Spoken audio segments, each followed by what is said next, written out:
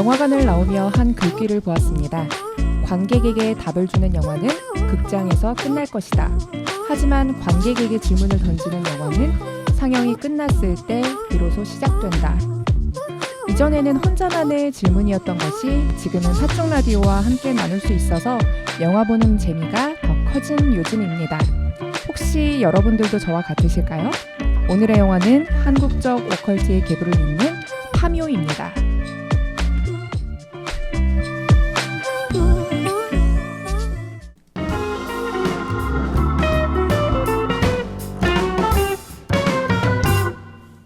네, 안녕하세요. 한 달 만에 여러분을 뵙게 됐습니다. 그간 잘 지내셨을까요? 네, 안녕하세요. 잘 지냈습니다. 네, 표정들을 보니까 한 달 동안 또 잘 지내신 것 같은데요. 예, 앉은 순서대로 이번엔 윤희님부터 한번 인사 부탁드리겠습니다. 네, 안녕하세요. 네. 반갑습니다. 네, 신명과 함께하는 치유의 영화 산책 안단테 진행자 석윤희입니다. 여전히 백수 생활을 즐기고 있는 소전공 윤정기입니다. 부럽다. 안녕하세요. 오늘도 팥죽 라디오와 함께 쑥쑥 성장하고 있는 쫄보 거북이 순이 장만순입니다. 헤헤.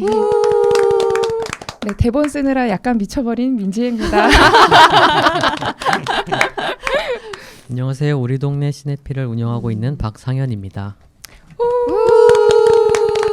저희가 그 언제부터 영화 끝나고 이제 끝부분에 조금씩 쿠키가 들어가기 시작했거든요. 혹시 네. 끝까지 다 보셨는지요? 네. 안 보신 눈빛이십니다. 저는 못 봤습니다. 네. 꼭 가서 보시고 주변에 끝까지 쿠키까지 봐주십사 한번 한번 호응 조금 부탁드리고요. 그런 게 있었구나. 예. 오늘 강제로 좀 시청을 조금 해드리고 보내드려야 될 것 같아요. 그래야 될 것 같습니다. 네, 여태까지 저희 팥죽 라디오는 그 OTT, 넷플릭스 이런 데서 이제 여러 번 볼 수 있는 그런 영화들을 좀 골라왔는데요. 오늘은 저희가 좀 특별하게 파묘를 골라봤습니다. 혹시 어떻게 보고 오셨는지요? OTT에서 했던 영화를 보는 거랑 또 상영하고 있는 영화 보고서 이제 리뷰하는 느낌이 어떠세요? 네. 이걸 하고 싶더라고요. 그쵸? 대감기. 네. 저는 메모하면서 봤는데 나중에 이게 집에 왔거든요. 네. 메모가 이 묘처럼 겹쳐진 거예요. 그러니까 그래서 쉽지 않을 것 같은데. 네, 그냥 이게 하나도 못 썼어요. 러닝 타임이 2시간이 넘죠. 그쵸. 네. 네. 근데 아무튼 지루하지 않았고 네. 오컬트 그러면 저는 사실 별로 좋아하지 않는 장르인데 네. 그닥 무섭지도 않았어요. 일단은. 오, 네. 저는 오컬트 별로 안 좋아해서 무서워갖고 안 네. 가려고 그랬는데 네. 어떻게 가족들하고 같이 가게 돼서 아. 참 다행이다 싶었는데 역시 좀 무서웠어요. 약간 네. 섬뜩한 장면도 있었는데 재밌었어요. 저는. 네. 상현님은요? 저는 되게 재밌게 봤고 어. 사실 저희 파묘가 우연하게 결정이 된 거잖아요. 맞아요. 네네. 네. 근데 저는 되게 재밌었던 게 저번에는 그 저희가 AI에 관한 영화를 했는데 이번에는 완전히 반대되는 맞아. 네. 그런 주제를 이야기할 수 있게 돼가지고 한 달 동안 좀 재밌었던 것 같아요. 네. 그러면 저희 11번째 팥죽 라디오 한번 시작해 보겠습니다.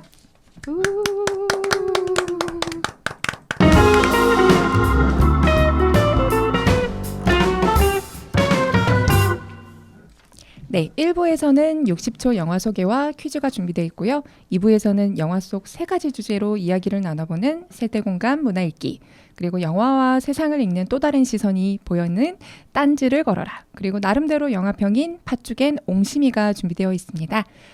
이달의 팥죽 무비는 직관과 무당, 장의사, 일명 묘벤저스라고 하는 이 4명이 나오는 오컬트 영화 파묘인데요. 지난번엔 상현님이 60초 안에 이제 준비해 오신 내용을 다 꽉 눌러주셨는데 과연 오늘은 얼만큼 전해주실지 궁금해지는데요. 그러면 60초 한번 시작해 볼까요? 네. 네. 무당 화림과 봉길은 미국 LA에서 어느 돈이 엄청 많은, 무작정 많은 한인 박씨 집안의 손자에게서 나타난 원인 불명의 증상을 보고 그 집안에 묘바람이 났다는 것을 알아차립니다. 가문의 장자들을 중심으로 기괴한 현상이 나타난 것을 확인한 화림은 지용에게 조부의 묘를 이장해야 한다고 해결책을 일러줍니다. 거액의 보상을 약속받은 화림은 국내로 돌아와 직관 상덕과 장의사 영근을 찾아가 이를 제안하고 네 사람은 조부가 묻힌 산으로 가게 됩니다. 음기가 가득한 산 정상에 이름 없이 묻혀 있는 조부의 묘를 본 네 사람은 심상치 않음을 느끼고 상덕이 이 일을 거절하지만 화림의 권유로 시작된 파묘는 예상치 못한 죽음을 몰고 나타납니다. 최민식, 김고은, 유해진, 이도현 주연, 장재현 감독의 영화 파묘입니다. 오, 야, 1분 안에 딱 맞춰주셨어요. 야, 이제 60초 아니고 한 40초 정도로 좀 줄여야 되지 않을까 싶은데요. 저희가 그 지난번에는 퀴즈 이슈가 좀 있었잖아요. 난이도가 너무 좋지 않다. 눈높이. 네, 그래서 저희가 그 조금 더 원활한 진행을 위해서 제가 다른 때보다 조금 더 난이도를 많이 조금 낮춘 그런 퀴즈들을 갖고 와봤는데요. 오늘은 과연 어느 분이 퀴즈 맞춰서 클로징 멘트권을 가져가실지 좀 기대해보면서 퀴즈 한번 들어가 보겠습니다. 네, 첫 번째 상덕의 차 번호는 무엇일까요? 앞자리를 포함해서 앞자리? 예, 그럼요. 의미가 다 있습니다. 모르겠고 0815 앞에 거를 조금 맞춰봐 주시죠. 추측. 53? 땡. 이게 오컬트잖아요. 네. 죽음. 삶과 죽음을 어떤 3과 4? 3, 4? 498 0815. 딩동댕. 49 딩동댕. 사구. 49 파 파 파? 0815. 아, 네. 이게 어떻게 3과 40 죽음? 49제. 아, 네. 49제. 그리고 파는 파묘, 묘를 파묘. 판다는 거고 거기에 이제 0815까지 이 세 가지 안에 이제 이 영화의 모든 키워드가 다 들어있지 않나 그런 생각을 했는데 웬일로 못 맞추셨어요. 원래 파라는 네. 거는 네. 그 일반 승용차에는 그 번호는 아. 없는 넘버 번호라고 하더라고요. 이륜차에 있는 이륜차에 네, 그러더라고요. 맞는지 모르겠는데 네, 그, 와. 어디서 네. 그런 걸 잠깐 본 것 그 같아요. 부분까지는 몰랐는데 네. 또 되게 재밌네요. 네, 그러면 첫 번째는 네 서균이님께서 하나 가져가셨습니다. 오늘은 부분 점수 없어요. 네. 그럼 두 번째 박지용의 묘부 그 조부의 묘자리를 보았다는 스님의 법명은 무엇이었을까요? 네, 아, 5, 그게 4, 3, 2, 일본 뭔데? 일. 뭐 기본데? 땡. 다음 기회. 저요. 네, 김원봉. 아닌데.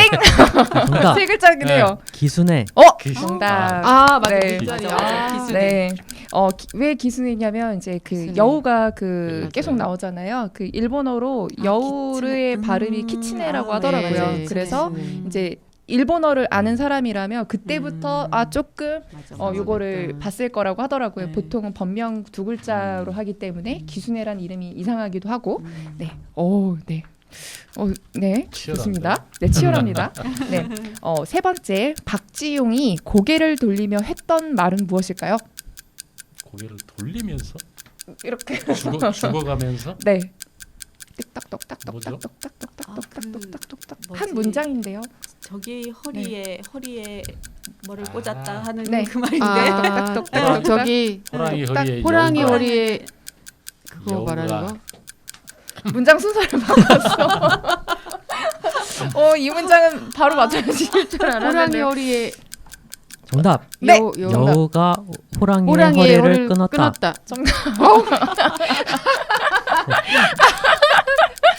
네. 얻어버리는 거. 네. 정확히 말하자면 여우가 허리를 끊어.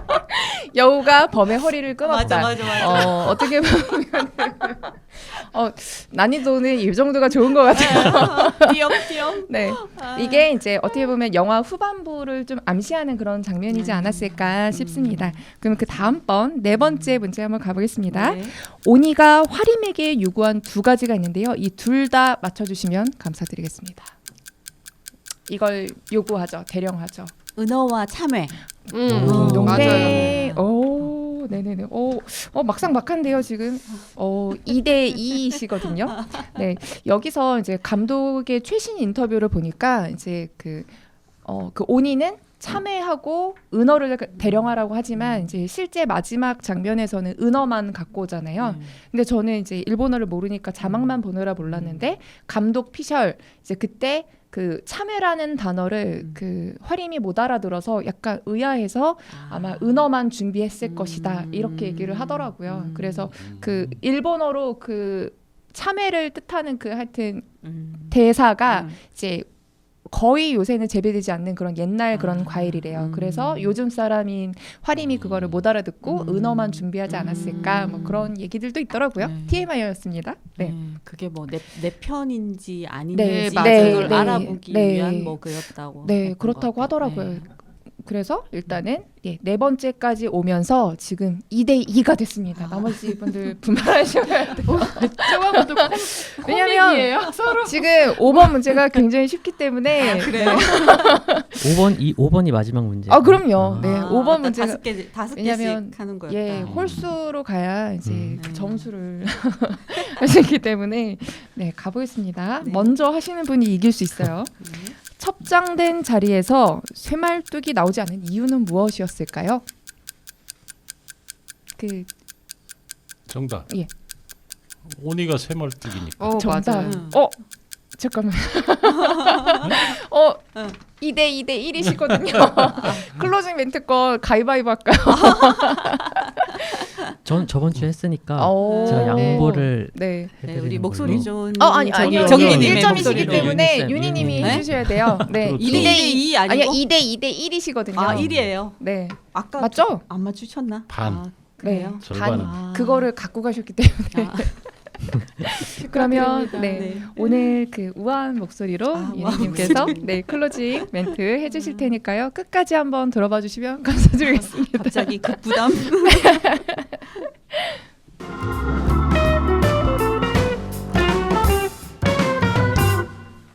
여러분은 지금 고품격 토크 방송 팥죽 라디오를 듣고 계시는데요. 이번 코너는 영화 속의 세 가지 주제를 이야기 나눠보는 세대 공감 문화 읽기입니다. 아직 상영하고 있는 영화인 만큼 오늘 팥죽 라디오에는 파묘의 스포일러가 포함되어 있음을 미리 알려드리겠습니다. 첫 번째 주제는 한국적 오컬트 대중에 안착하다입니다. 유령이나 악마 같은 그런 존재를 다루는 서양 영화들이 기존에는 오컬트의 주류였지만 우리나라에서도 이제 구마를 다룬 장재현 감독의 검은 사제들이나 의문의 연쇄살인 사건에 엮인 빙의를 다뤘던 그런 곡성 같은 영화들이 나오면서 이제 우리나라에서도 한국적 정서를 가미한 그런 오컬트 영화들이 나오고 있는데요. 영화 파묘는 제가 CGV 어플 기준으로 봤을 때 40대, 50대 이상의 예매율 합쳐보니까 거의 40%에 육박을 하더라고요. 여전히 젊은 층한테 인기가 많은 영화긴 하지만 40대 이상 그리고 어플에는 체크하기 어려워서 그 현장에서 예매하시는 그런 60대 이상의 그런 분들도 분명히 계시기 때문에 아마 이 비율은 더 높을 수도 있다는 생각이 드는데요. 이 전 세대의 관심 속에서 1000만 돌파 영화가 될지 귀추가 주목되는 이 오컬트 영화에 대해서 한번 얘기를 해보겠습니다. 혹시 오컬트 영화 좀 이전에 본 경험들이 있으실까요? 곡성은 봤습니다. 다른 분들은 어떠세요? 저는 장재현 감독의 검은 사제들하고 사바 네. 그리고 파묘까지 봤습니다. 그러면 그 이 감독님의 영화 말고 다른 오컬트 영화는 보신 적은 없으신 거예요? 저는 이제 이거 보면서 우리나라의 그 아까 얘기했지만 영화가 대중화되지 않았을 때 TV에서 그 네. 여름만 되면은 나왔던 전설의 고향, 남양 덕질. 네, 전설의 고향이 오컬트의 네. 선구자가 아닐까 생각이 듭니다. 이렇게 맞아요, 맞아요. 네 다리 내나 네. 마 했던 거 네. 기억나세요? 네 다리. 네, 그래서 그거만 보면 되게 무서웠던 생각이 나는데 어, 역시 우리나라는 앞서가는 나라였나 봅니다. 맞아. 네. 전설의 밤에 고향 네. 보셨던 기억 나시죠? 네, 전설의 고향 맨날 그 소복 입고 네. 막 머리 네. 풀러가지고 막. 네, 여우도 나오고요. 네. 네. 키친의 기스네.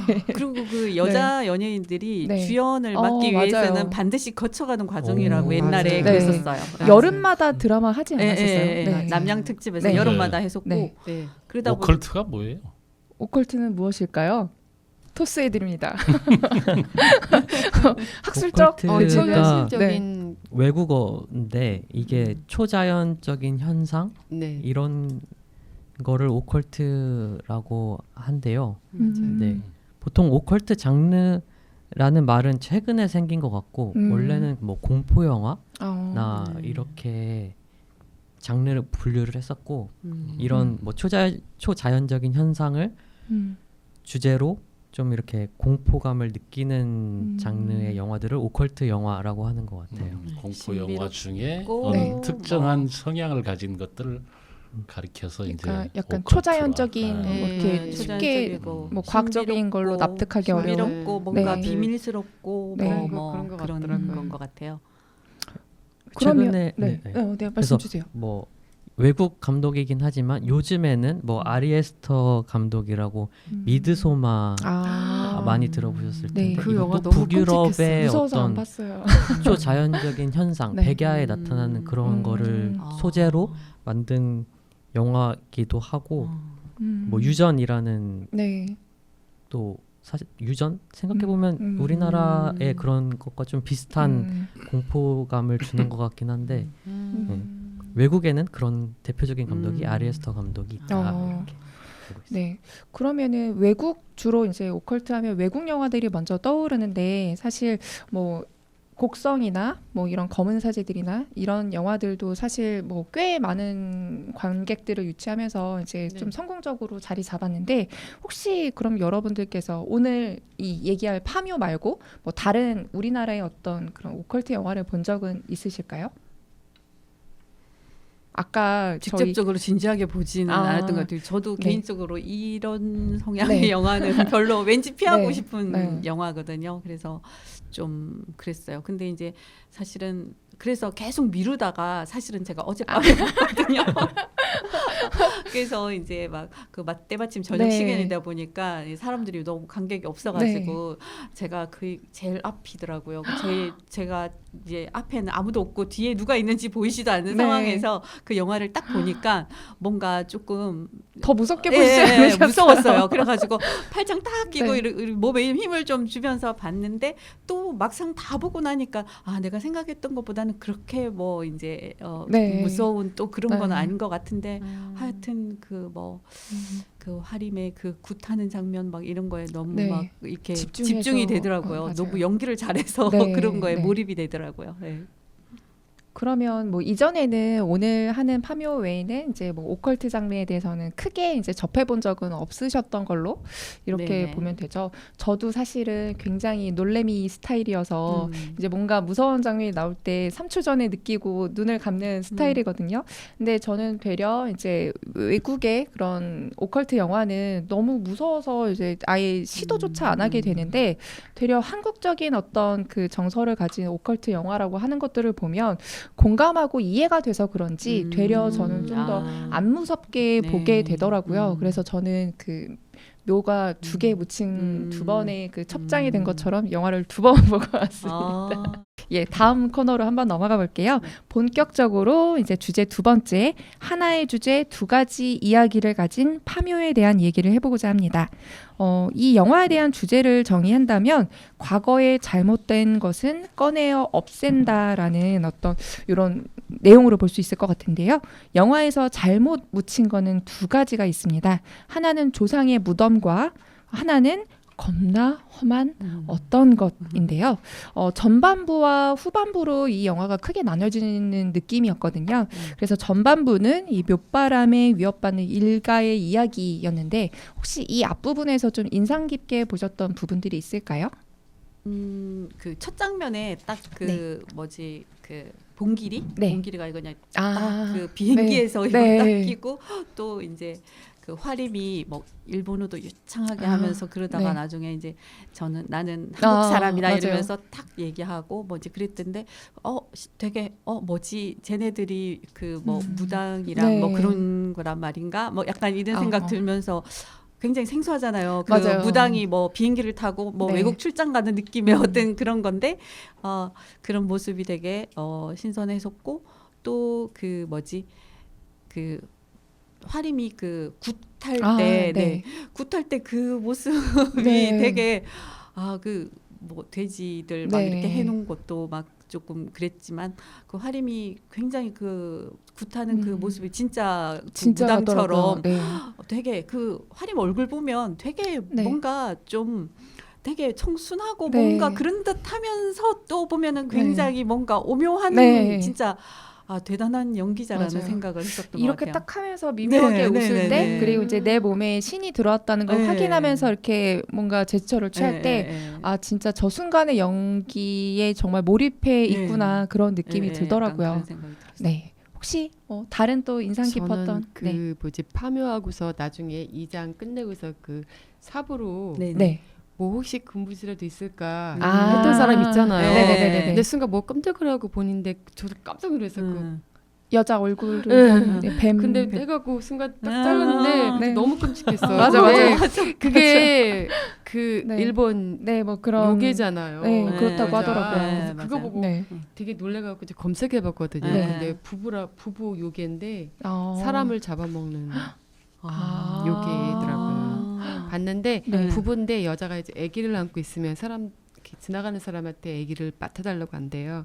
그럼 아기를 맡고 있으면 순간 여자가 아기를 갖고 있는 순간 돌이 된대요. 굳어버리는 거죠. 그래서 남자가 와서 잡아먹는데요. 그러니까 그게 네. 저가 이걸 보면서 우리나라 귀신하고 네. 그 일본 귀신하고 좀 다른 점이 음. 있다는 걸 느꼈어요. 우리나라 귀신들은 대부분 이제 본인이 갖고 있는 한이나 그런 거 풀리면 가잖아요. 네. 근데 일본에 비해서 그런 게 아니고 일본 귀신들은 대부분 거기서도 나오잖아요. 옆에 있는 것들 네. 무조건 그냥 잡아먹는다. 다 죽여버린다. 네, 그래서 네. 이게 성향적인 게 있겠구나라는 생각이 들어서 저 그때 되게 무서웠어요. 네. 저도 그 장면은 이러면서 봤거든요. 무서워갖고 네. 그냥 이제 뱀의 꼬리겠거니 했는데 이제 위에 갑자기 사람을 있어서 위해서. 느낌이 이거 우리나라 그런 느낌 맞나? 이러면서 보기는 했거든요. 그리고 저 네. 그거 보면서 느꼈던 게 뭐냐면 인간의 욕심 네. 때문에 그게 발견돼 있잖아요. 그래서 뱀이면서 인간의 머리를 한 게 인간의 욕망, 뭐 탐욕 그런 걸 묘사한 것 같아서 더 끔찍하게 다가왔던 것 같아요. 저는 그 장면에서 네. 그 동티? 네. 동티라는 네. 단어를 쓰는데 네. 쓰던데 그 동티라는 단어를 요즘에 잘 안 쓰죠 우리가. 그쵸. 어르신들은 네. 써요. 그러니까 과거에 동티라는 단어를 쓴 경험은 있는 것 같은데 네. 있는데 야 저런 뜻으로 썼나? 음. 저런 것에서 그 말이 유래한 네. 것인가? 그런 생각이 들더라고요. 그래서 맞아요. 아직 사전을 찾아보진 않았지만 야 저게 묘 이장하고 뭐 네. 이럴 때 탈났을 때 쓰는 용어였나? 네. 그게 조금 궁금해졌었어요. 사실은. 저도 음. 영화를 봤을 때 사실 네. 막 이렇게 음. 아까 앞선 질문에서 뭐 외국 영화와의 차이점이 뭘까 이렇게 이 질문이 있길래 한번 생각을 해보기도 했고 했는데 사실 이제까지의 오컬트 영화들은 되게 구체적이고 무서운 귀신의 얼굴이 좀 이렇게 공포심을 유발하고 그랬던 반면에 이번 파묘는 뭔가 제 생각에는 뭔가 한국의 무속 신앙이나 이런 우리나라의 전통 같은 거를 소재로 영화를 만들었기 때문에 아마 더 그런 차별점이 있지 않았나 네. 싶기도 해서 뭐 저도 되게 많이 찾아봤어요. 뭐 무속 신앙에 관련된 책이나 저도 동티도 처음 이렇게 들어봐서 동티에 관한 책도 좀 많이 찾아보고 그 동티가 원래는 동토라는 단어에서 유래를 한 건데 사실 무속 신앙 자체가 되게 뭐 삼국시대 우리나라 뭐 신라 뭐 이때부터 쭉 이어져 왔고 그런 무속 신앙 자체가 어떤 우리 나라 자체에서 관리를 하는 그런 부분이 있었대요. 근데 이제 시간이 지나면서 이제 개개인의 이제 이런 부분으로 좀 많이 의미가 퍼졌는데 원래 동토라는 단어에서 동티로 바뀌었는데 이게 그러니까 원래 뜻은 그러니까 땅을 흙에서 나는 거를 잘못 건드려서 해를 입는 거를 동토라고 했는데 이게 이제 이렇게 서민들의 삶으로 이렇게 스며들면서 뭐 예를 들면 뭐 인형을 뭐 잘못 들고 왔거나 그러면은 뭐 세부치 잘못 갖고 네. 오거나 그리고 그렇다고 뭐 하죠. 화장실 수리를 잘못한다거나 네네. 뭐 이사를 잘못 가서 생기는 그런 거 뭐 건드리지 말아야 될 거를 건드렸을 때 화를 입는 거를 탈이 난다. 동티라고 네. 하더라고. 그래서 네. 영화에서도 아예 동티라는 장이 있잖아요. 네. 뭐 네, 1장, 2장, 있어요. 3장 네, 그래서 네. 동티가 뭘까 했는데 하고 찾아보니까 그 남자도 그 묘에서 나온 그 네. 뱀을 죽여서 죽여서 네. 그 동물, 그러니까 동티라는 책에서도 동물을 잘못 죽이거나 이런 동물의 혼 같은 게 좀 해를 입힐 수도 있다고 하더라고요. 그런 걸 동티라고 해서 참 재밌었던 것 같아요. 저도 그래서 네. 막 찾아봤거든요. 네. 동티 뜻 이렇게 찾아봤더니 이렇게 써놨더라고요. 신체를 상징하는 물체나 귀신이 거주하거나 관장하는 물체를 훼손하거나 침범하는 경우 갑자기 질병에 걸리거나 죽게 되는 일이 있는데 이것이 신벌을 받거나 사악한 악령의 침범으로 동티가 나타난다고 표현을 한다 이렇게 네. 하더라고요. 근데 동티라는 단어가 이제 어딘가 기억에서 들은 것 같긴 한데 네. 이제 그런 건가? 그런 거인 것 같아. 이런 음. 단어로 저도 와닿긴 했는데 사실 말이 좀 익숙치 않아서 네. 그렇지 사실은 우리 일상생활에 어떻게 보면 뭐 밖에 있는 버려진 거를 네, 아무거나 네, 집에 네, 주워오지 네. 말아라 네, 맞아요. 라든지 네. 뭐는 어떻게 하지 말아라 네. 뭐 이런 것들이 네. 사실 되게 가까이에 있었어서 이렇게 묻혀 있었지만 굉장히 가까운 얘기는 네. 아니었나 이런 생각이 맞아요. 들기는 네. 하더라고요. 무속 네. 믿지 않는 사람들도 네. 그 차 사거나 그러면은 막걸리. 막걸리 부어놓기도 맞아요, 하고 맞아요. 그거 네. 해놓기도 하는데 그건 저는 미신이라기보다는 그걸 함으로써 이제 안정감도 갖고 어르신들이 그렇게 걱정하는 마음이니까 해도 저는 무방하다고 생각을 합니다. 그렇죠. 옛날에는 뭐 나라 그런 네. 것도 잘 되게 하려고 네. 그 씻김 같은 대궐 거 궁궐 안에 그 사당 같은 거 다 차려놓고 음. 뭐 굿도 하고 뭐 그런 네. 걸 다 네. 했던 것 같더라고요. 네. 맞아요. 이사도 뭐 손 없는 날 그죠, 한다 그죠, 뭐 이런 그죠. 것도 맞아요. 네, 그런 거니까 음. 일단은 이 정도에서 그러면은 전반부 얘기를 네. 맞춰보겠습니다.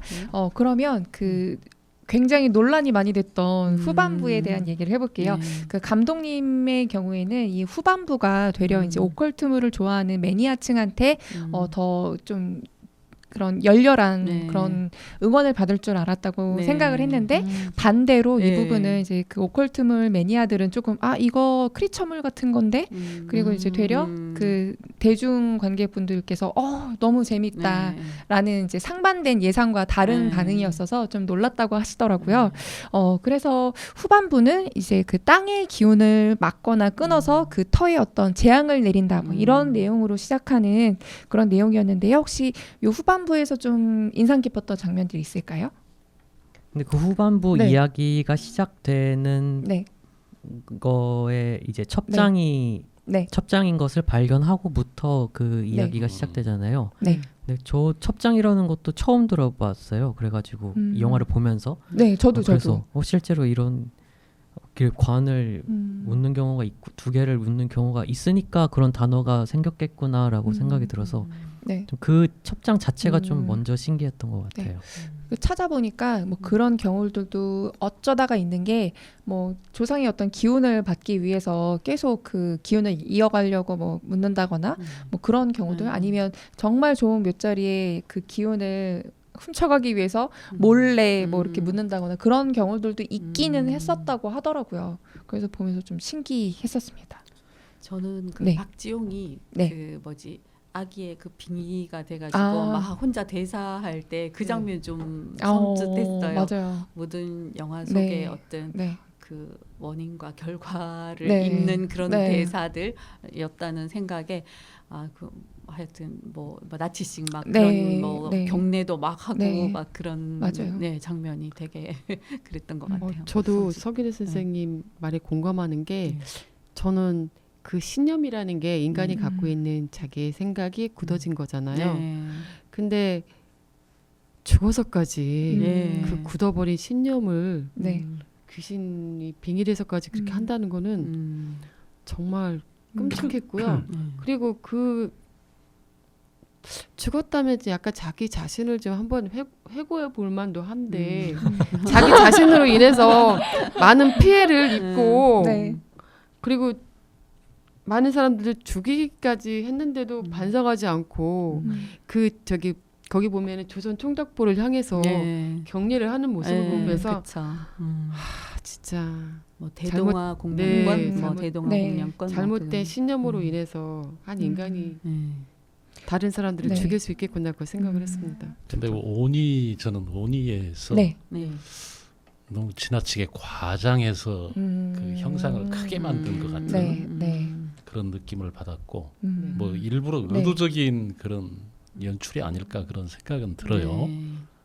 일제 강점기 시대의 그런 어떤 억압 네. 이런 걸 상징적으로 그리고 앞으로도 그 일본이라는 그 존재 자체를 우리가 의식해야 되지 않겠냐 하는 그런 것도 좀 깔려 있지 않은가 이 영화 전체적으로 봤을 네. 때는 그렇죠. 경계해야 될 대상으로 봐야 되지 않나 하는 것도 암시하고 있지 않나 하는 생각이 들긴 했어요. 아무튼 제가 볼 때 후반부에서는 오니가 네. 아주 그 무서운 존재로 네. 그려졌다. 이 영화에서 그쵸. 전체적으로 네. 볼 때 잔인하고 무서운 그런 네. 존재로 맞아요. 그려진다는 거. 그때부터 정말 뭔가 난도질이 시작되고 네. 이렇게 간을 빼먹고 음. 어떤 이런 장면들이 나오면서 저도 이 전반부는 이렇게 눈에 보이지 않는 것 때문에 무서웠다면 후반부는 그런 장면들 때문에도 좀 무섭기는 했었거든요.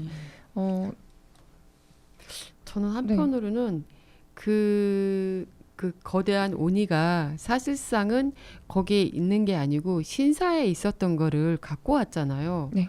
근데 과연 그 생각을 할 수 있는 오니라면 여기 왔던 것 자체만으로도 힘들었을 것 같아요. 그도 거기 본인이 원래 있어야 될 장소였고 네. 고향이잖아요.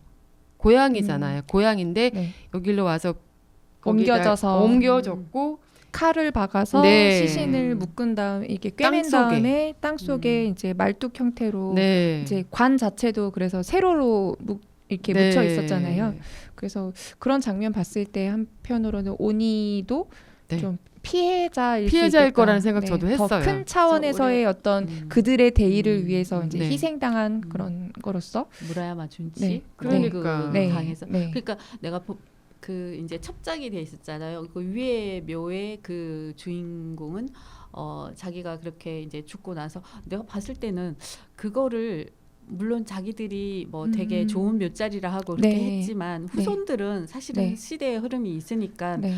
자기 할아버지지만 조상이 뭘 잘했고 잘못했고는 알아차렸을 것 같아요. 네. 그러다 보니까 이제 어떻게 보면은 이제 후손들한테 팽당했다 그래야 되나? 맞아요. 약간 네. 제사밥도 못 네. 얻어 먹었기 때문에 그 저기 막 그 홀령으로 막 그 계속 배고프다 네. 그러고 네. 막 그런 얘기하면서 막 맞아요. 나타나서 이제 자기 후대를 자꾸 이제 해코지하려고 이제 그러고 그 이제 오니도 마찬가지로 이제 그렇게 준지한테 속아서 이렇게 네. 와갖고 네. 사실은 네. 사당에 모셔져야 되는데 그렇게 그러니까요. 와서 그렇게 있다 보니까 그런 것들의 어떤 네. 것들 그리고 약간 그 두 사람이 뭔가 비슷한 네. 그런 처지가 아닌가 약간 그런 생각이 그러니까 들더라고요. 거기에서 신으로 우러름을 받아야 되는데 그 쇠사슬에 묶여갖고 땅에 있단 자체만으로 불행한 것 같고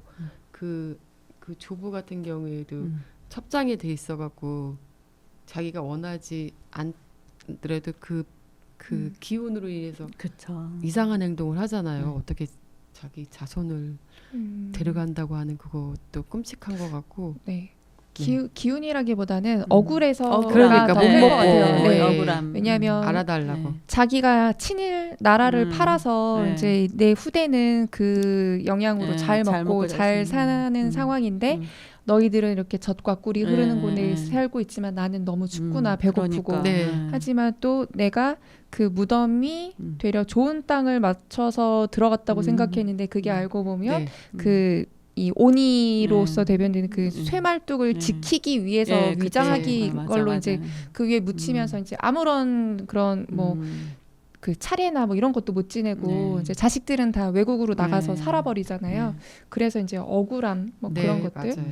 저는 그래서 그 둘 중에는 좀 더 이 조부가 더 나쁘지 않아. 그러니까 둘 다 나쁜 짓을 하지만 그 어떤 그 죄의 간음이나 이런 것들은 봤을 때 본인의 의도 없이 이제 묻힌 오니 물론 나쁜 짓을 하긴 하지만 근데 그 사람보다 저는 이 조부가 더 나쁜 사람으로 조금 느껴지기는 하더라고요. 그래서 영화를 보면서도 막 여러 가지 생각이 드는 그런 후반부였습니다. 네. 상현님은 뭐 별다른 의견 없으신가요?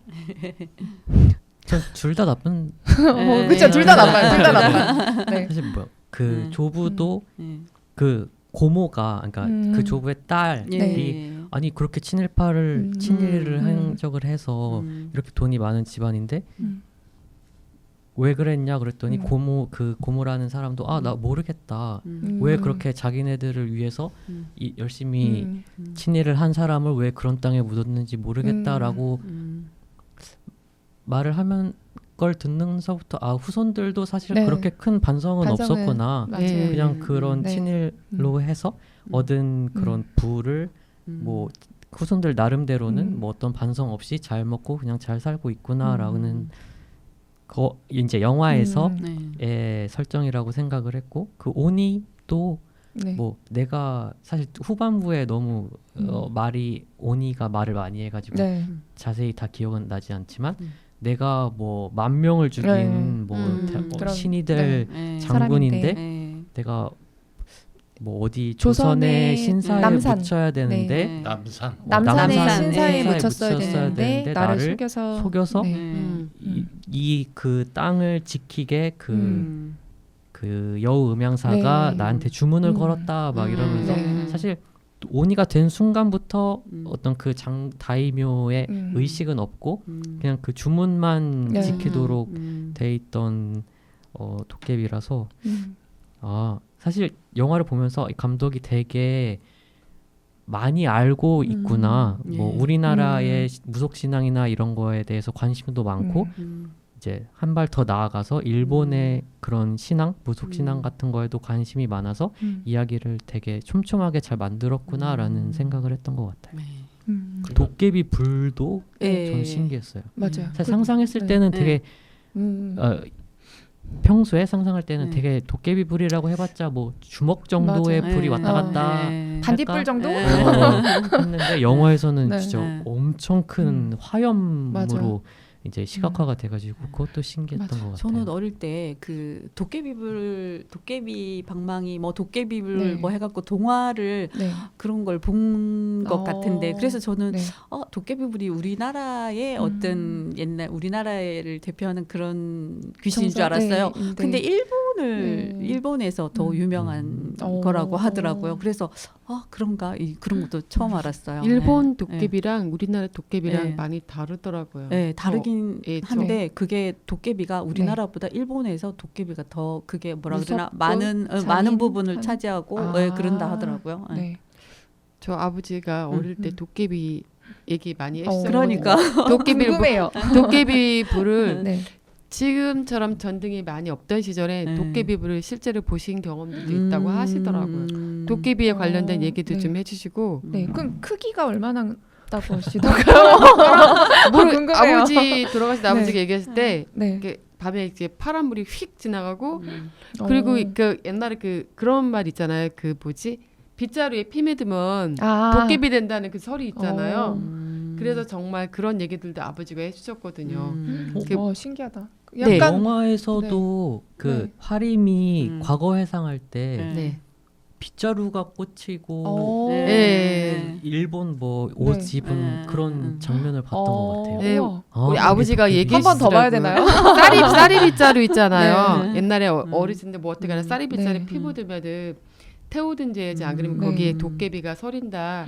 그런 말 그런 얘기 못 들어보셨나요? 저는 도깨비 하면 팥죽밖에 기억나지 않습니다. 쌀이 빗자루가 그냥 네. 동생을 네. 막론하고 약간 네. 서양에서는 그 마녀들이 네. 빗자루 타고 네, 다니는데 그러니까 좀 네. 신기하네요. 네, 우리나라에도 빗자루인데 서양도 진짜 네. 그 빗자루 타고 네. 다니잖아요. 되게 재밌는데 더 듣고 싶은데 궁금하네요. 그 네. 얘기 아버지가 얘기해 주시더라고요. 네. 네. 재밌었습니다. 그러면 이제 전반부, 후반부가 이렇게 내용이 나뉘기는 했지만 결국엔 이제 어떤 시대의 잘못된 어떤 그런 역사들은 꺼내어서 바로잡고 이 땅의 어떤 상처를 조금 다시 조금 돌아보자. 이게 다독거려 주자. 약간 저는 치유의 메시지는 아닌가 이런 생각을 해봤는데요. 혹시 이 영화의 전반을 보면서 이런 생각을 좀 할 수 있겠다 싶었어요. 이 파묘에서 오컬트는 장치인 것인가 아니면 이 장르적인 것인가 이런 게 좀 궁금했는데 혹시 여러분들은 어떻게 생각하실까요? 배경일까 아니면 장치일까? 풍수지리와 무속신앙을 이용해서 네. 이런 어떤 과거 친일의 역사 이걸 극복해 나가자는 게 이야기하고자 하는 것이 아닌가 이 영화가 맞아요. 그런 제가 생각이 들어요. 다시 정리하자면 이건 오컬트 영화일까 아니면 반일 항일 영화일까 이렇게 조금 다시 표현을 하자면 그렇게 좀 이 영화에 대한 그 갈래를 다르게 볼 수 있지 않을까 이렇게 생각을 했거든요. 두 가지 다. 두 가지 다. 오컬트를 네. 가장한 반일 영화일 수도 있고 그냥 영화적 상상력이 그러니까 아이디어가 더 좋았다. 막 뭐 반일이나 한일 이런 감정을 내세우기보다는 그러니까 아이디어가 좀 연결된 그런 거를 보면은 우리나라의 신앙을 얘기하다가 이제 첩장이 되고 거기서 이제 오니가 되잖아요. 네. 근데 그 오니를 심게 된 아이디어 자체가 제가 고등학생 때도 배웠던 것 같은데 일제 강점기 때 뭐 말뚝을 박아서 뭐 한국의 전기를 끊으려고 했다. 근데 사실 영화에서도 그 장의사 영근이 아 그거 그냥 측량하려고 한 거라고 뭐 다 밝혀진 거 아니냐라고 하지만 상덕 그 직관은 아니 뭐 믿는 사람은 믿고 뭐 안 믿는 사람은 안 믿겠지만 그래도 내가 땅을 보고 풍수를 하는 사람으로서 뭐 이렇게 그거를 어떤 상징적으로라도 그거를 남겨두면 안 된다 이렇게 이야기가 진행이 되잖아요. 네. 그래서 그 말뚝이라는 일단 역사적인 소재를 가지고 이야기를 하려다 보니까 그리고 좀 더 영화적으로 하려다 보니까 그 말뚝이 온이가 되고 이렇게 이야기의 어떤 내용이 확장이 된 게 아닌가. 그래서 천만 관객도 바라볼 수 있을 정도의 맞아요. 영화가 된 게 아닌가. 저도 이 영화 딱 보고 난 뒤에 제일 먼저 드는 생각이 그거였어요. 야, 감독의 그 상상력과 그런 게 정말 대단하구나 이런 생각을 많이 했거든요. 저는 매우 의도적이고 그 계획적이고 장치적으로 영화가 진행이 된 거 아니냐. 차남바도 그렇고 세대가 세대의 차남바 1945년 8월 15일 0301도 있었고 1945도 있었어요. 뭐 그런 그 식으로 주인공들 이름들도 다 독립운동가 이름들이고 그리고 그 오니가 얘기하는 단어 중에 그런 말이 나왔었어요. 북쪽으로 가자 북쪽으로. 도대체 이건 뭐죠? 그 오니가 그 일본에서 활동하던 그 시절에 그 북쪽이라는 것이 어떤 남북 관계 일본의 거기 전쟁 내전에서 남북 관계의 그런 관계의 내전이 있었는지는 모르겠는데 그 북쪽이라는 것은 한반도를 가리키는 거 아니냐. 여전히 일본은 우리 한반도를 침략하려는 그런 그 계획을 중단한 것은 아니다. 당장 독도 문제만 봐도 그렇다. 언제든지 시비를 걸고 나올 수도 있는 그런 현재 진행형이라고도 봐야 된다. 그런 것을 일깨워주기 위한 영화가 아니냐. 또 저는 그런 썰도 있더라고요. 그 장군의 그 투구 같은 그런 거에 이제 진해 뭐 벌레 같은 게 있는데 그 벌레의 특성이 이제 한 방향으로 쭉 올라가는 거라서 뭐 무조건 이렇게 뭐 그런 얘기도 있고 이 영화가 굉장히 이제 구석구석에 잘 심어놓은 장치들이 있어서 어렵지 않게 영화 초반부에서도 그 이 결말을 가늠할 수 있는 그런 장치들이 굉장히 많았잖아요. 그래서 세 번째 주제는 이스터 에그에 대한 것들입니다. 영화 초반에 상덕의 차 번호를 보고서 이제 저는 이거는 그런 영화다라는 생각을 했었거든요. 그 방향성에 대해서 추측을 하는 게 어렵지 않은 그런 영화였는데요. 파묘는 그래서 이야기의 골조를 이런 작은 아이템들로 이제 더욱 단단하게 만드는 그런 영화가 아닌가 싶었습니다. 그래서 혹시 여러분들이 발견하셨던 지금 뭐 얘기했던 내용들을 또 다른 시선으로 보셨다면 그런 얘기도 괜찮고, 혹은 나 이런 것까지 봤다 싶은 그런 작은 설정들이 있다면 한번 말씀 부탁드릴게요. 저는 그 화림이 이 구슬할 때 뒤에 그 마샬 스피커가 자꾸 보이더라고요. 그래서 처음에 이제 네, 그리고 처음에도 이제 그 에어팟 맥스를 끼고 비행기를 타고 있잖아요. 맞아요. 그래서 뭐 요즘 젊은 그런 무당인 분들은 옛날처럼 그런 똑같은 어떤 색동 막 화려한 이런 한복이 아니라 이제 정말 그냥 누가 봐도 무당인지 아닌지 알 수 없을 정도로 어떤 그런 패셔너블하고 그런 아이템들 즐겨하고 또 이제 본인을 꾸미고 이렇게 과시하는데 뭐 가감없이 이렇게 어떤 것들이 있다고 하더라고요. 그래서 딱 뒤에서 마샬 스피커 너무 잘 보인다. 그래서 그런 구세 때깔이 더 좋나 그렇게 조금 봤었는데 그런 작은 포인트들 있으세요? 좀 확실히 이제 우리가 생각하던 옛날의 그 무당이나 뭐 그런 모습과는 많이 다르고, 또 실제로도 여기 안에서 이제 그 화림과 봉길과 이제 화림이 뭐 꼰대라는 얘기도 하고, 맞아요. 또 이쪽 이제 지관이랑 또 이제 장례 저기 하시는 분은 또 이쪽 보고 이제 뭐 까졌다고 뭐 이렇게 얘기하고 막 그러면서 그런 얘기를 하잖아요. 근데 이제 이 진짜 MZ 세대의 어떤 그런 것들, 제가 뭐 요즘 트렌드가 이런 건가 뭐 이제 약간 제가 이렇게 좀 찾아봤더니 MZ 세대 무당들은 명품을 그렇게 좋아한대요. 명품도 좋아하고 좋은 차, 좋은 제일 거. 이제 잘 나갈 때가 30대라고 하더라고요. 그래서 30대에 돈을 굉장히 많이 본대요. 그래서 벌면은 그때 대부분 차도 엄청 좋은 차 많이 타고 명품도 좋아하고 그런다 하더라고요. 실제 여기서도 보니까 뭐 그리고 그 보통 우리 뭐 그 무당 옷 그 한복 하면은 뭐 왠지 그 고무신이나 이런 걸 신어야 될 것 같은데 막 그 운동화도 신고 막 그러는 거 보면, 그리고 나는 헬스장에서 둘이서 막 맞아요. 그런 것들 헬스장 때깔이 좋더라고요. 그러니까요. 이렇게 몸에 막 문신을 저기 글귀 막 무슨 경이라고 뭐 이렇게 막 새겨놨는데 몸도 그냥 좋고 막 그런 거. 그것도 요즘 젊은 애들이 하는 타투 느낌 들지 않았어요? 맞아요. 약간 그런 느낌 들면서. 근데 또 이렇게 둘이 서로 뭐 이렇게 뭐 약간 뭐 공격하듯이 살짝 그러지만 이제 그 위기를 결국은 다 같이 이렇게 헤쳐나가잖아요. 근데 그런 거 보면서 조금 재미있었던 것 같아요. 저는 문득 생각난 건데 그 뭐지 봉길이 묶어놓고 있을 때 무당 둘이 있었잖아요. 도깨비 놀이 뭐 임신한 무당 그 여자분하고 그 고등학생이었나요? 자해? 그 있을 때 순간 그 여자애가 있잖아. 저 닭 안 죽였으면 좋겠다고. 맞아. 땡땡 치킨. 그랬는데 나중에 정말 순간 잘못되고 죽일 뻔했는데 안 죽여가 그게 꼭꼭 살아있는 걸 보면서 생명의 소중함을 느끼는 최대한 그거 느끼는 그거 되게 좋게 봤어요.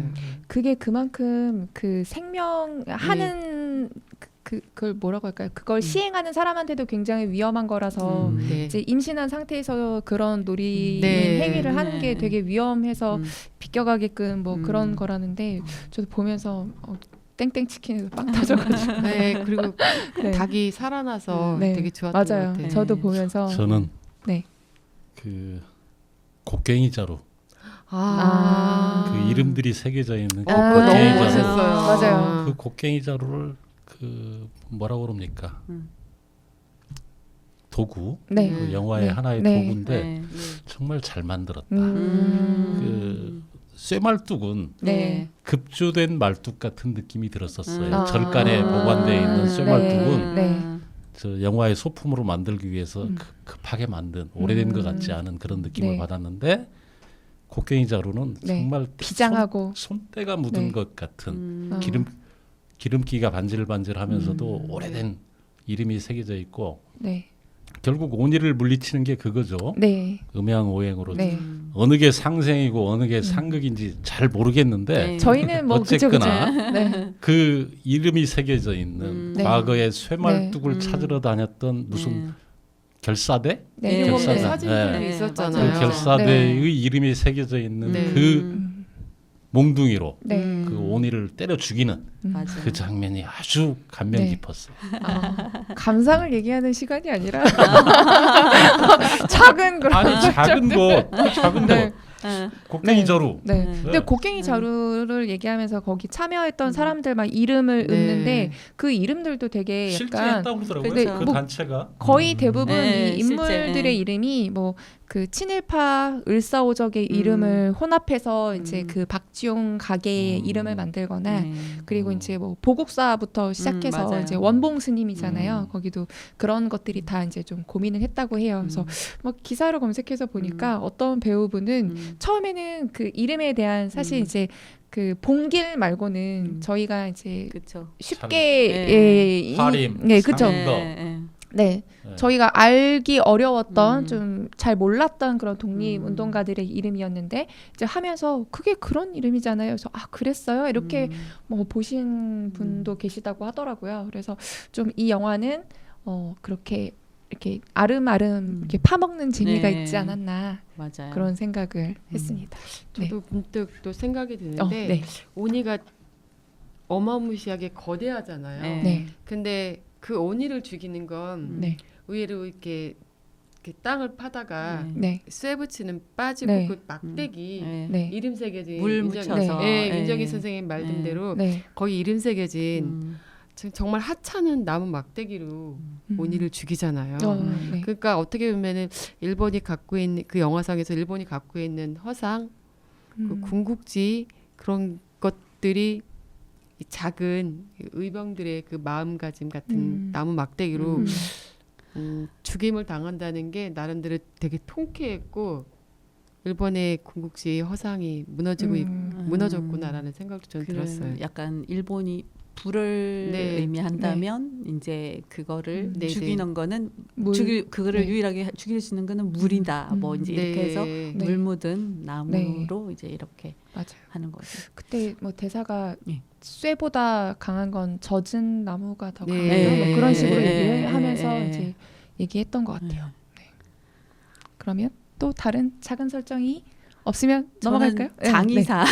그 장의사 네. 고영근인가요? 네네네. 네, 그 사람이 되게 그 재밌었던 것 같아요. 아, 다른 맞아요. 사람들은 좀 대부분 좀 진지하잖아요. 직업에 네. 대해서 물론 이제 다 좀 프로페셔널한 그런 건 갖고 있는데 그 사람이 좀 더 좀 현실적인 인물, 인간적이고. 맞아요. 약간 네. 그 뭐 이렇게 창문에도 뭐 종교 관련 안 하고 대환영한다 뭐 이런 것도 써놓고 이제 뭐 액자도 막 이제 그런 거 써놓고 그리고 나중에 그 교회 사람들이랑 고스톱도 치고 막 그리고 네. 그 뭐지 그거 팔 때 이제 네. 막 좀 돈 될 만한 그 부정품 뭐, 같은 거. 부정품 네. 같은 거 막 이렇게 주머니에 설정해서 넣고 뭐 이런 네. 장면들이 맞아요. 굉장히 좀 인간 의미가. 미러가 느끼게끔 그러면서 살짝 재미의 요소를 네.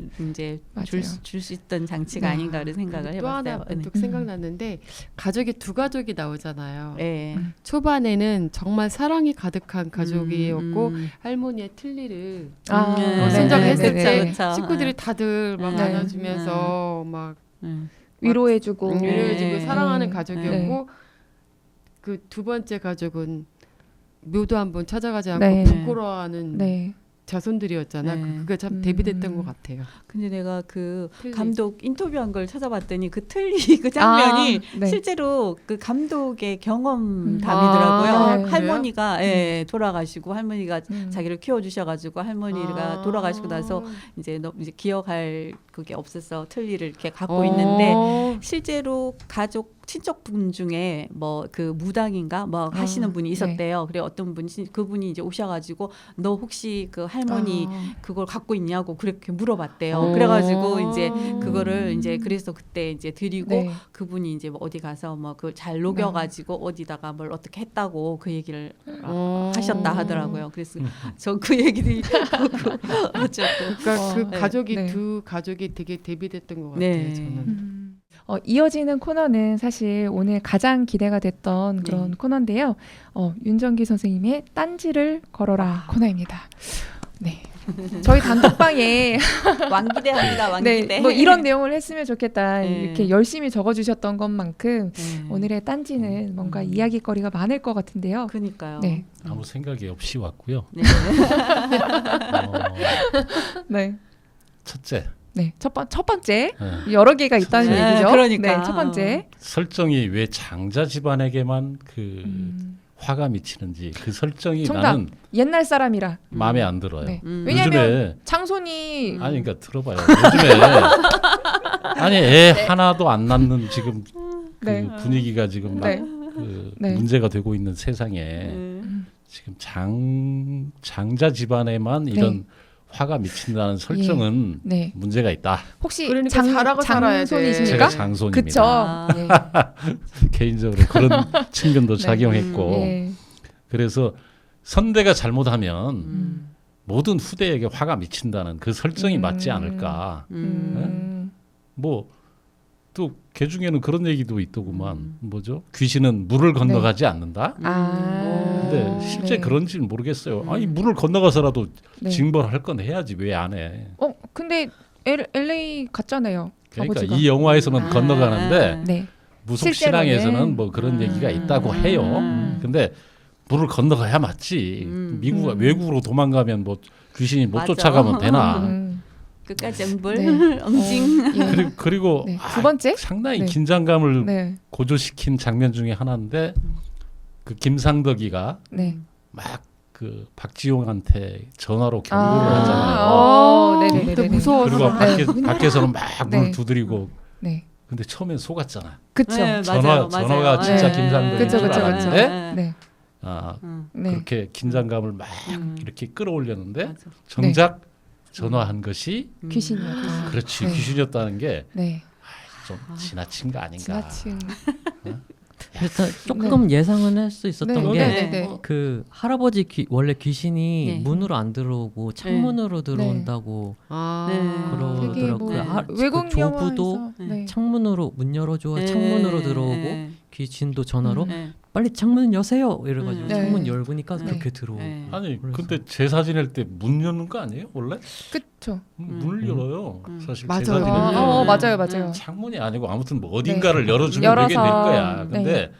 아무튼 그 옛날 100년 전 귀신이 어떻게 음. 휴대폰 사용도 할 줄 알고 참.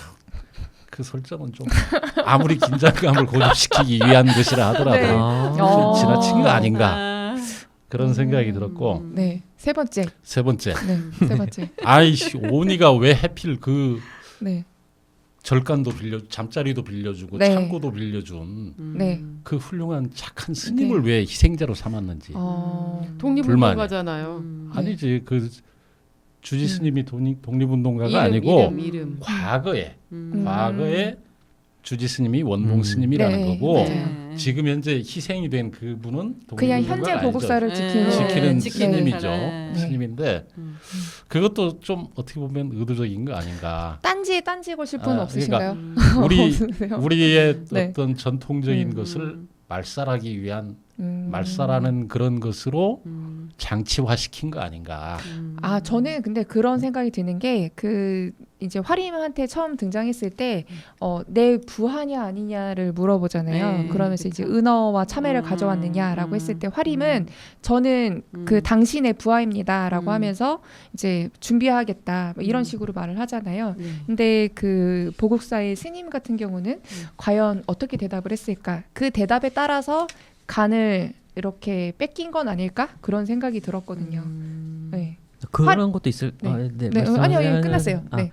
그 왜 그 오니가 스님이나 이런 가축을 다 죽였는가에 대해서 생각해 보면 사실 화림이 그 정령하고 네. 귀의 그 차이점을 설명해 주잖아요. 그래서 호혼이나 귀는 이렇게 인간에게 직접적인 해를 가하지 못한다.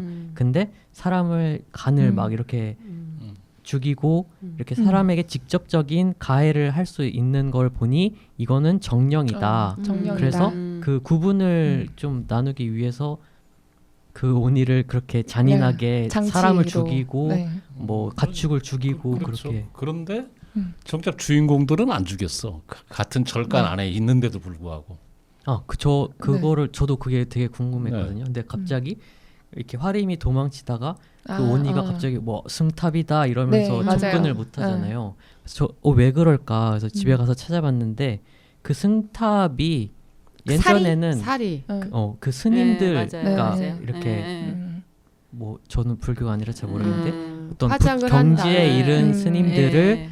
이제 모실 때 그 탑의 1층에다가 원래 스님을 모시고 이렇게 위로 이렇게 탑을 쌓는데요. 근데 그 승탑은 좀 작아서 이게 뭐 왜 도망갔지 했는데 찾아보니까 그런 어떤 어느 정도 경지에 오른 스님을 묻은 그런 그 탑은 도깨비들이 건드리지 못한다고 하더라고요. 그러니까 스님 그 경지에 이른 스님들이 이제 그 살이요.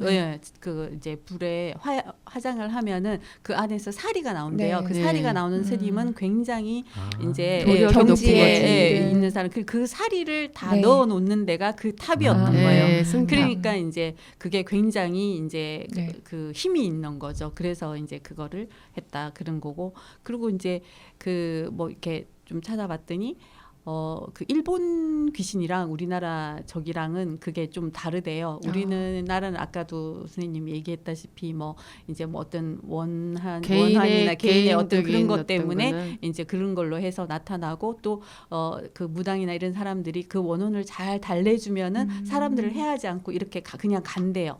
근데 일본 귀신들은 그런 게 없대요. 무작위적으로 다 죽인대요. 뭐 좋은 사람, 나쁜 사람 이런 거 없이.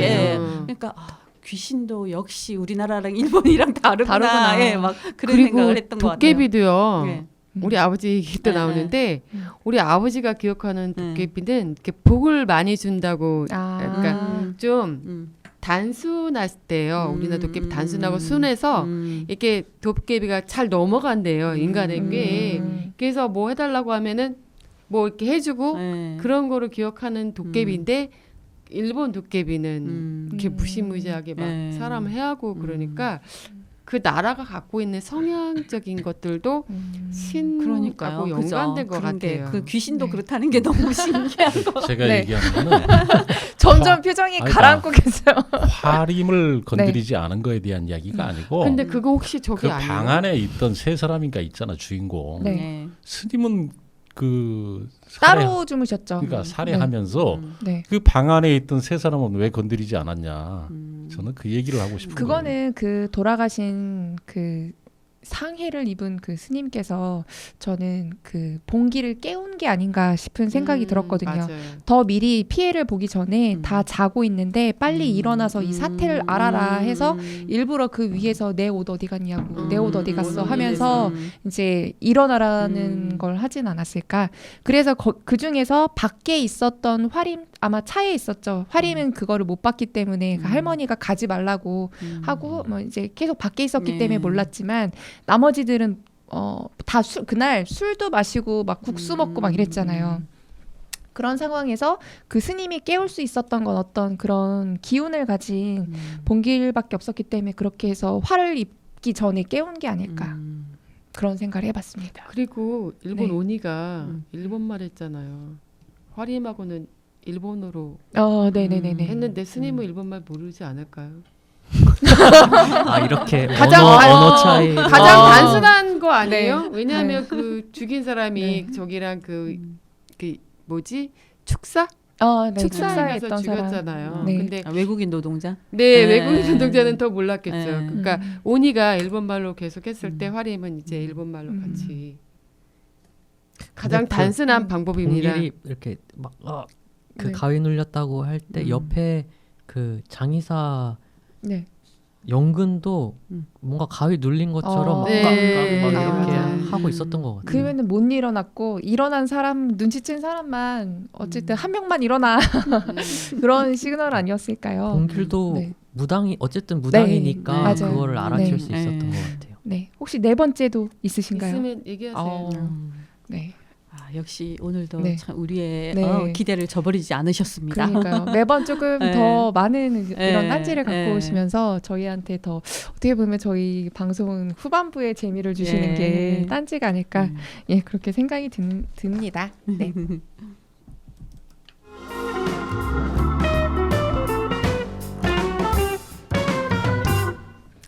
여러분은 지금 고품격 토크 방송 팟중 라디오를 듣고 계십니다. 마지막 코너인 저희 나름대로의 영화평 팟죽엔 옹심이인데요. 각자 순서대로 한번 영화평 전달 부탁드리겠습니다. 어느 쪽부터 할까요? 제가 먼저 네. 해볼까요? 네. 저는 네 네. 알이고 한 줄 평은 아는 만큼 더 재밌는 영화. 네. 저도 네알이고요. 관객은 장르를 가리지 않고 잘 만든 영화를 고를 뿐이었습니다. 저는 5알이고요. 네. 부끄럽지 않게 잘 살아야 한다. 그렇지 않으면 제사밥도 없다. 네, 몇 자리도 없고. 네, 방치돼요. 잘 살자. 저도 역시 5알. 처음인 것 같아요. 웬일이야? 네, 진짜. 네. 가스달. 플라톤이 그랬나요? 역사를 잊은 민족에게는 미래가 없다. 앞으로도 이런 영화가 꾸준히 만들어져야 된다고 생각합니다. 맞아요. 해방 이후에 네. 그 김원봉이 해방된 조국에서 일제 순사 출신에게 경찰서에서 얻어맞았다는 그리고 사흘을 통곡했다는 그 과거의 잘못을 단죄하지 못한 우리 후손이 잊어버리지 않고 꾸준히 이런 예술을 통해서라도 네. 반복해서 이 과거를 상기하면서 어떻게든 이 과거의 잘못을 잘라내려는 노력을 앞으로도 꾸준히 해 나가야 된다. 그런 생각입니다. 네. 저 네알이었거든요. 네. 이제 팔랑팔랑하게 그 지금 정기님께서 딱 얘기하니까 갑자기 뭔가 불끈 오. 하면서 하나를 더 줘야 되겠다는 네. 생각이 갑자기 들었고요. 네. 저는 생각한 한 줄 평은 사실 여기 오늘 올 때까지도 한 줄 평 뭘 해야 되지 이랬는데 오늘 이제 계속 이렇게 진행하면서 딱 생각 드는 게 올클 때도 K 바람이 불 것 같은 예감이 든다 그거였어요. 네. 그리고 이제 좀 전에 우리 정기님께서 이제 역사에 관한 많이 네. 그 만들어줘야 된다고 했는데 사실 이제 지난 주말에 제가 이제 친구들이랑 여행을 갔다가 오는 길에 친구 한 명이 그러는 거예요. 파묘를 봤는데 이런 영화를 개인이 이렇게 뭐 만들면 뭐 하냐. 이제 더 큰 적에서 차원에서 뭔가 이루어져야 되는데 그럼 만들면 뭐 하나 막 이제 이런 얘기를 하더라고요. 그때 이제 제가 얘기를 했는데 오늘 또 정기님이 얘기를 하니까 더 이제 생각났던 게 그때도 친구한테 똑같이 얘기를 해줬거든요. 이제 그 홀로코스트 영화도 계속 만들고 네. 독일이 네. 이제 그렇게 사죄를 하고 뭐 이제 이렇게 하는 것도 그 유대인이 끊임없이 그런 문화적으로 계속 그 자본을 그 영화나 이런 거에다가 네. 다 맞아요. 투입을 해서 그런 쪽에 이제 영화를 계속 만들어내고 하기 때문에 그 문화가 가진 힘, 그 자본의 힘, 네. 그런 자본이 그런 쪽으로 올바로 쓰였기 때문에 그렇게 해서 이제 자민족들이 그런 걸 잊지 않고 계속 그걸 유지해 가듯이 정치는 정치대로 물론 어느 정도의 계산은 된 채로 완전 뭐 이렇게 네. 반대로 해서 막 그 국익을 해치면서까지 막 어떻게 막 강하게 못할 수 있는 요소가 있을지 어쩔지 그거는 잘 모르겠지만 우리 개인이나 이런 네. 뭐 영화 산업이나 이런 것들은 끊임없이 계속 되어져야 된다는 이제 네. 그런 의미에서 나는 만들어줘야 된다고 제가 그때 친구한테 얘기를 했는데 오늘 똑같은 말씀을 드리고 싶었습니다. 네. 제가 한 말씀 더 드리겠습니다. 네. 그 영화 끝 네. 부분에 네. 그 김상덕이 네. 사위를 얻는 장면, 네. 결혼 장면이 네. 나오죠. 네. 거기에 사위가 어느 나라 출신이죠? 독일. 네. 그러니까 그것도 맞아요. 의미가 맞아요. 의미가 네. 부여되어 있다고 네. 들었어요. 네. 뭐냐면 맞아요. 네. 일본이 독일 같이만 하면 네. 사돈을 맺을 정도도 할 수 있다는 그렇죠. 얘기예요. 우리도 맞아요. 네. 받아들일 용의가 있다는 네. 얘기예요. 그러지 않으니까 화가 나는 거죠. 네, 여기까지 11화 네, 파묘 편이었습니다.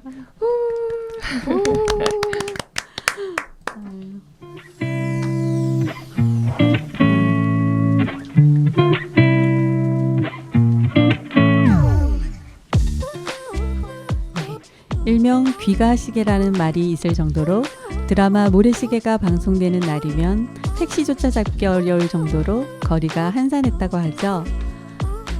콘텐츠가 안방 문턱을 넘어선 요즘에는 1000만 관객이 비슷한 지표가 되지 않을까 싶습니다.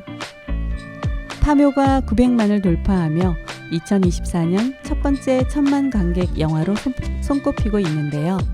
비수기 개봉작의 오컬트라는 장르적 한계를 넘어 새로운 1000만 영화로 기록될지 궁금해집니다. 팥죽 라디오도 1000만 뷰가 되는 그날까지 열심히 달려볼게요. 파이팅!